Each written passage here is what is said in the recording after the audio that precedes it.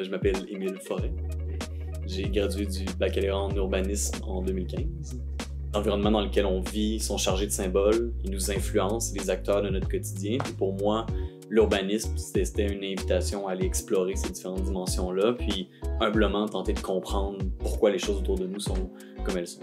La formation est tellement diversifiée en termes de cours, en termes de domaines, en termes de disciplines dans lesquelles on touche en urbanisme. L'urbanisme, c'est des fois un peu de la science sociale appliquée au territoire. Je pense que c'est surtout de développer un regard critique sur qu'est-ce qui fait la ville, c'est quoi les forces, je dirais, sociales, politiques, culturelles qui influencent les environnements dans lesquels on vit.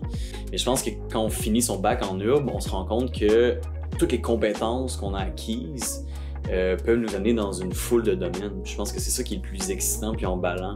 C'est-à-dire, oui, l'urbanisme va toujours être là et a sa pertinence, mais il y a aussi le communautaire, il y a aussi des domaines qui sont plus proches de l'environnement, il y a aussi des réflexions qui sont plus théoriques, qui ont leur place dans ce domaine-là. Il y a le design à plusieurs échelles, il y a la finance, la politique, il y a la réglementation, le droit. Donc, l'urbanisme a tellement de domaines en soi que c'est difficile de le canner dans une profession. Donc, de sortir de l'école, je pense qu'il faut le voir comme une espèce de champ des possibles où on peut aller essayer les nouveaux trucs puis s'impliquer dans une foule de métiers qui sont pas strictement être urbaniste. Donc, quand tu es à l'école, puis là, tu tombes sur un livre, sur un article passionnant à propos d'un concepteur ou à propos d'un sociologue qui s'intéresse à l'éthique par rapport à la construction de la ville, par exemple, des fois, c'est difficile de voir comment tu vas l'utiliser concrètement. Mais c'est ça, donc moi, j'ai eu la chance de, dans tous mes projets professionnels, avoir eu des moments où je me retournais vers ces bouquins-là, vers ces livres-là, et on dit que ça devenait un peu des guides dans ma façon de pratiquer. Puis pour moi, ça, c'est ça, je pense que c'est une grande opportunité parce que on dirait que ça te force à revenir au cœur de pourquoi tu fais ça, puis à te questionner sur est-ce que tu fais la bonne chose quand tu retournes sur ces fondements-là.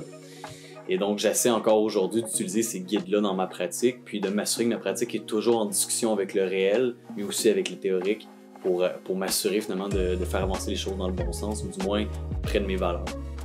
Quand on sort de l'urbanisme, on dirait qu'il y a une communauté qui existe autour, par exemple, de l'urbanisme, de l'architecture de paysage, de la sociologie urbaine, d'organismes communautaires, du droit au logement, même des institutions politiques au niveau local qui existent. Puis on a notre place dans cette communauté-là, puis d'être formé en urbanisme après, on dirait que tout ça devient un peu ton terrain de jeu. Donc, si tu veux écrire un article sur un enjeu urbain, si tu veux t'intéresser au patrimoine culturel, si tu veux t'intéresser à tel enjeu qui sont plus terrain avec certaines communautés, on dirait que tout ça devient une possibilité pour toi de le faire. Puis on dirait que c'est une des choses qui me passionne le plus, c'est que dans cette communauté de pratique-là, il y a tellement de choses intéressantes, il y a tellement de personnes intéressantes, que des fois, quand tu commences à fouiller, tu regardes ce que les autres font, ça te motive à toi à dire « Hey, OK, moi aussi, je pourrais écrire là-dessus, moi aussi, je pourrais être vocal par rapport à tel enjeu. » Et donc, on dirait que le monde dans lequel je gravite me force toujours un peu à m'améliorer. Puis je pense que ça, c'est quelque chose qui est assez riche. C'est pas tous les métiers qui ont ces univers-là où il y a cette saine compétition et surtout cette inspiration mutuelle les uns envers les autres dans cet univers qui est l'urbanisme, mais surtout, je dirais, un univers de gens qui s'intéressent à comment on fait et habite les territoires.